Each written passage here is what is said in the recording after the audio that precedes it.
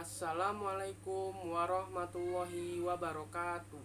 Perkenalkan, nama saya Fadilah Ibnu Raja. Saya dari kelas 11 MIPA 2. Jadi di sini saya ingin menjelaskan yaitu tentang hak asasi manusia. Soal yang pertama, coba cari kaitan hak asasi manusia dengan Pancasila. Soal yang kedua, coba gali tentang pelanggaran hak asasi manusia.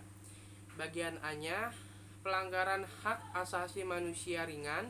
Bagian B, pelanggaran hak asasi manusia berat.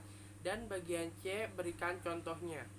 Soal nomor 3, apa upaya perlindungan terhadap hak asasi manusia? Kita menuju ke soal yang pertama, yaitu coba cari kaitan hak asasi manusia dengan Pancasila. Yang pertama dengan sila pertama atau sila ketuhanan yang Maha Esa, yaitu menjamin hak kemerdekaan untuk memeluk agama, melaksanakan ibadah dan menghormati perbedaan agama. Sila tersebut mengamanatkan bahwa setiap warga negara bebas untuk memeluk agama dan kepercayaannya masing-masing. Lanjut yang sila kedua, yaitu kemanusiaan yang adil dan beradab, yaitu menempatkan hak setiap warga negara pada kedudukan yang sama dalam hukum, serta memiliki kewajiban dan hak-hak yang sama untuk mendapat jaminan dan perlindungan undang-undang. Sila kedua mengamanatkan adanya persamaan derajat, persamaan hak dan kewajiban antara sesama manusia.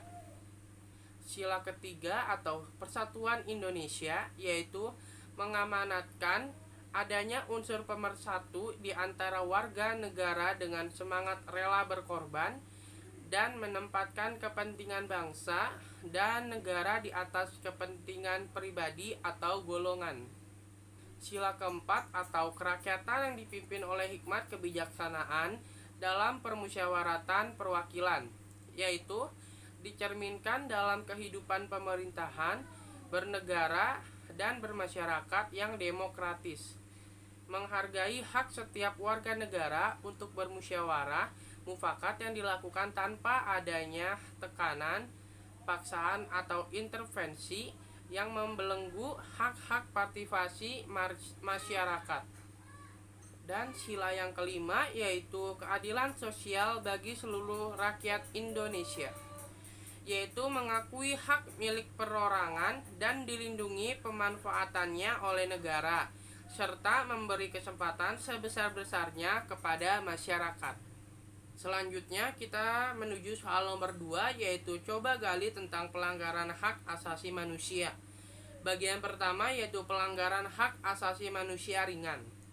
Pelanggaran hak asasi manusia ringan adalah kasus pelanggaran hak asasi manusia yang ringan dan tidak sampai mengancam keselamatan jiwa seseorang. Namun, ini tetap saja termasuk dalam kategori berbahaya apabila terjadi dalam jangka waktu yang lama.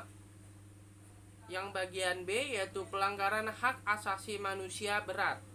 Pelanggaran hak asasi manusia berat adalah pelanggaran hak asasi manusia yang mengancam nyawa manusia. Selanjutnya yang bagian C adalah berikan contoh dari pelanggaran hak asasi manusia ringan dan hak asasi manusia berat. Contoh dari pelanggaran hak asasi manusia ringan adalah pencemaran lingkungan secara sengaja, penggunaan bahan berbahaya pada makanan dengan sengaja, dan lain-lain. Yang selanjutnya pelanggaran hak asasi manusia berat, yaitu pembunuhan, penganiayaan, perampokan, perbudakan, atau penyanderaan. Lanjut kita menuju soal yang ketiga, yaitu apa upaya perlindungan terhadap hak asasi manusia. Yang pertama yaitu pembentukan Komisi Nasional Hak Asasi Manusia atau Komnas HAM.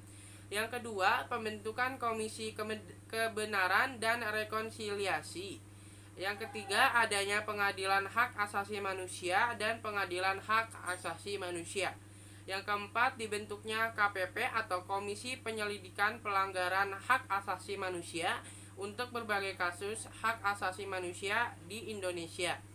Yang kelima, dimasukkannya rumusan hak asasi manusia dalam Undang-Undang Dasar 1945. Cukup sekian materi yang saya bisa sampaikan, kurang lebihnya saya mohon maaf. Wassalamualaikum warahmatullahi wabarakatuh.